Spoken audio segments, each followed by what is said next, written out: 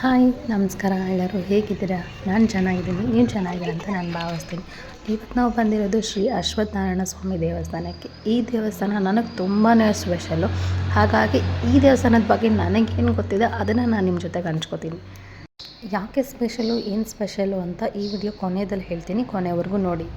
ಈ ದೇವಸ್ಥಾನಕ್ಕೆ 5,000 ವರ್ಷಗಳ ಇತಿಹಾಸ ಕೂಡ ಇದೆ. ಈ ದೇವಸ್ಥಾನದಲ್ಲಿ ನೀವು ಎಲ್ಲೇ ನೋಡಿದ್ರೂ ಬೇರೆ ನಾಗರ ಕಲ್ಲೇ ಕಾಣಿಸುತ್ತೆ. ಈ ದೇವಸ್ಥಾನದಲ್ಲಿ ಆಲ್ಮೋಸ್ಟ್ ಒಂದು 50,000 ನಾಗರ ಕಲ್ಲನ್ನು ಸ್ಥಾಪನೆ ಮಾಡಿದ್ದಾರೆ.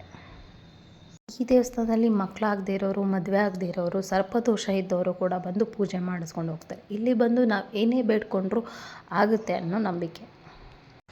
ಈ ದೇವಸ್ಥಾನದಲ್ಲಿ ವರ್ಷಕ್ಕೆ ಒಂದು ಸಲ ಜಾತ್ರೆ ಮಾಡ್ತಾರೆ. ಈ ದೇವಸ್ಥಾನಕ್ಕೆ ಸಾವಿರಾರು ಭಕ್ತಾದಿಗಳು ಬಂದು ಸೇರುತ್ತಾರೆ.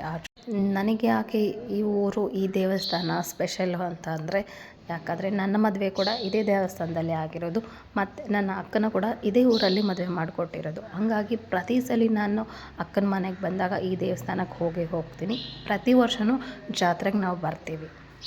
ಈ ದೇವಸ್ಥಾನದಲ್ಲಿ ಶಿವನ ದೇವಸ್ಥಾನ, ಆಂಜನೇಯ ದೇವಸ್ಥಾನ, ಇತರ ದೇವಸ್ಥಾನಗಳು ಕೂಡ ಇದ್ದಾವೆ.